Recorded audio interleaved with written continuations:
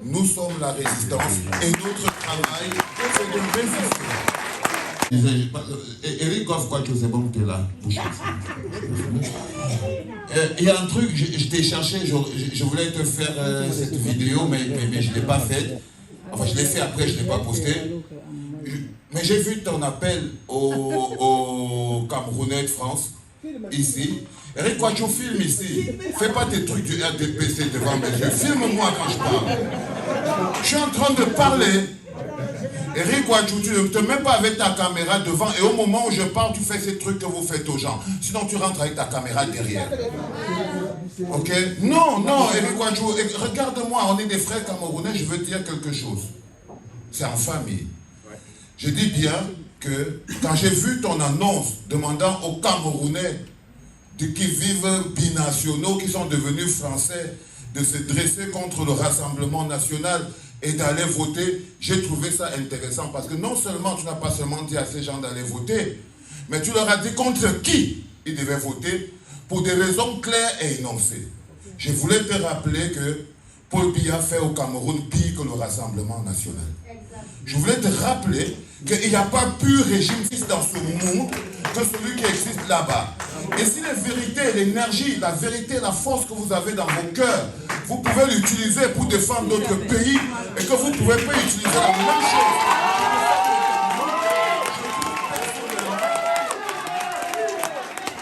Non, Eric, ne le prends pas mal, parce que tu n'es pas le seul qui l'a fait. C'est juste ta malchance parce que tu es devant moi. Vous êtes plusieurs à l'avoir fait.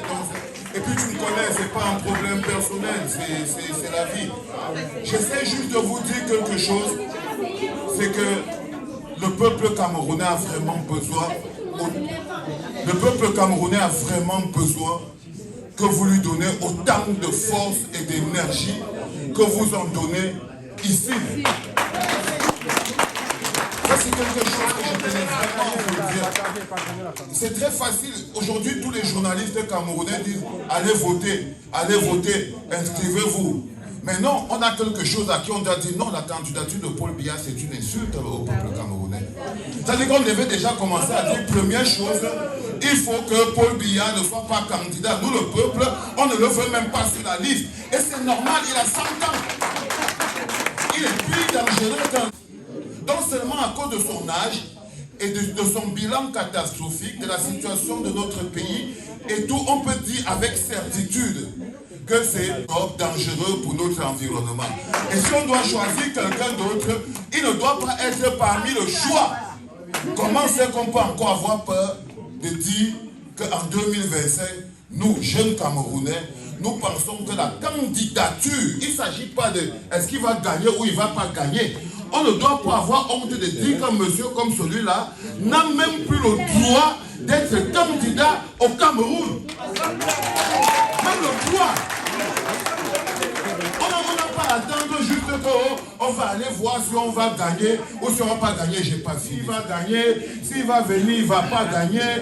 Non, il ne doit même pas venir tenter de gagner. Et ça, c'est quand vous savez où vous allez.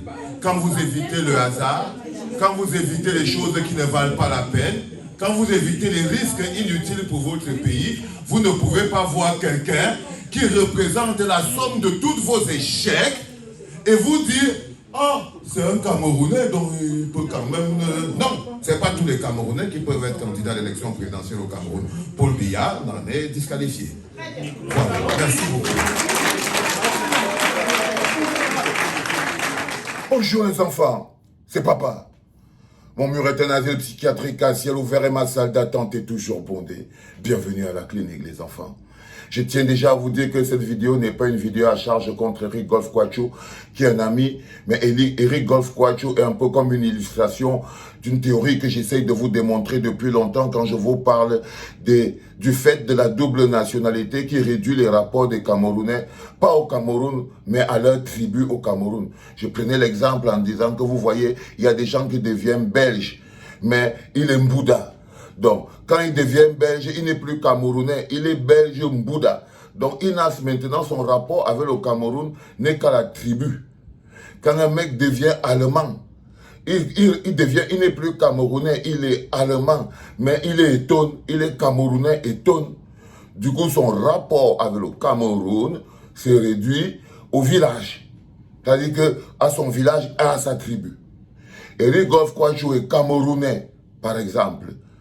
Mais il est devenu français. Il est impliqué dans la politique française. Il vote en France. Il appelle les autres Camerounais français dans l'expression de sa citoyenneté, dans l'expression de son engagement, dans l'expression du fait qu'il est devenu français, donc un citoyen impliqué dans la vie. Donc il est pour la France.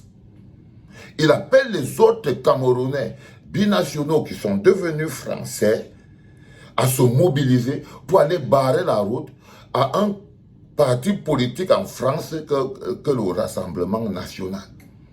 Il ne les sensibilise pas seulement pour s'inscrire sur les territoires, il les sensibilise pas seulement pour aller voter, mais il leur donne même contre qui ils doivent aller voter, contre qui ils doivent aller voter. Il est impliqué. Au Cameroun, Paul Biya fait plus de salles que le Rassemblement national. Le RDPC est pire que le Rassemblement national. Le RDPC est pire que le Rassemblement national. Mais lui, il est déjà déconnecté de la réalité politique citoyenne liée au Cameroun. Mais il parle du Cameroun. Il parle du Cameroun. Il dit qu'il filme les Camerounais qui font des choses et tout. Mais il ne se sent pas impliqué parce que c'est la politique qui gère tout un pays. Donc, on peut dire qu'il est impliqué et il travaille en même temps pour l'ambassadeur du Cameroun. Il travaille en même temps pour l'ambassadeur du Cameroun qui est un ambassadeur RDPC. Un régime RDPC qui n'est pas différent, sinon qui est même pire que le Rassemblement national. Donc, vous voyez que c'est un Camerounais, mais il n'a plus aucun rapport réel avec la politique camerounaise. Quand les politiciens camerounais viennent en France, ils filment. Quand il y a des choses des Camerounais, ils filment. Il part dans son village, il mange le conchaf, il est content, les officiels camerounais, il travaille à l'ambassade du Cameroun, RDPC, qui est là et qui empêche même les gens de s'inscrire sur les listes électorales. Et qui empêche même les gens de s'inscrire sur les listes électorales. Mais il est français, il est français de son village là-bas au Cameroun. Qu'il le veuille ou non, même la structure qu'il s'est établi fait qu'il ne peut voir le Cameroun qu'à l'échelle de son village, qu'à l'échelle de ses propres intérêts personnels. Parce que ce qu'il défend en appelant les autres Camerounais binationaux à se mobiliser contre le Rassemblement national, c'est l'intérêt collectif des Français. C'est l'intérêt collectif des Français. Mais quand il se retourne vers le Cameroun, il ne défend que l'intérêt individuel. Il n'a pas le choix. Parce que son intérêt collectif, c'est le pays. Est-ce que vous comprenez? Il ne s'agit pas d'Éric Goff-Kouachou. Il s'agit de l'expression de comment c'est que le pays peut se retrouver abandonné. De comment c'est qu'on parle que les gens qui sont sur Internet, ils parlent du Cameroun de manière volatile parce que là, ils font beaucoup le tribalisme parce que le rapport qu'ils ont avec leur pays n'est que lié à leur tribu. Dans un pays où eux-mêmes ne sont pas acceptés. Ils sont citoyens d'un pays, dans un pays où ils sont marginalisés, où ils sont expulsés, où ils sont menacés, où ils n'ont pas de place, d'où la raison de vouloir barrer la route au Rassemblement national. Parce que le Rassemblement national veut chasser tout le monde, il veut les rendre pauvres, il veut enlever tous les sécus, il veut enlever tous les droits de sol, il veut enlever toutes les choses qui rendent la vie facile aux immigrés. Intérêt collectif. Il les appelle à se mobiliser pour défendre cet intérêt collectif. Mais au niveau du Cameroun, je ne sais pas, par exemple, quand il travaille, par exemple, il fait un job pour l'ambassadeur du Cameroun à Paris. L'ambassadeur du Cameroun à Paris ne travaille pas pour l'intérêt général. Il ne travaille pas pour l'intérêt collectif.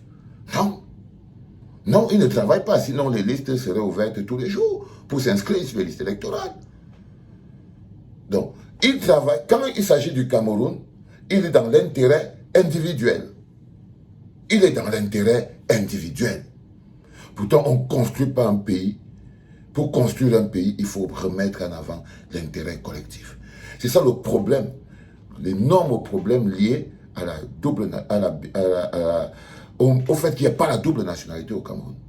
Parce que les gens, du coup, les Camerounais qui sont à l'extérieur, n'ont qu'un rapport avec le Cameroun lié à la tribu. Ça exacerbe le tribalisme. C'est ce que j'essayais de vous dire. Et cet exemple de Éric Golf Kouadio est un exemple précis pour moi, donc il n'a rien à voir avec la personne.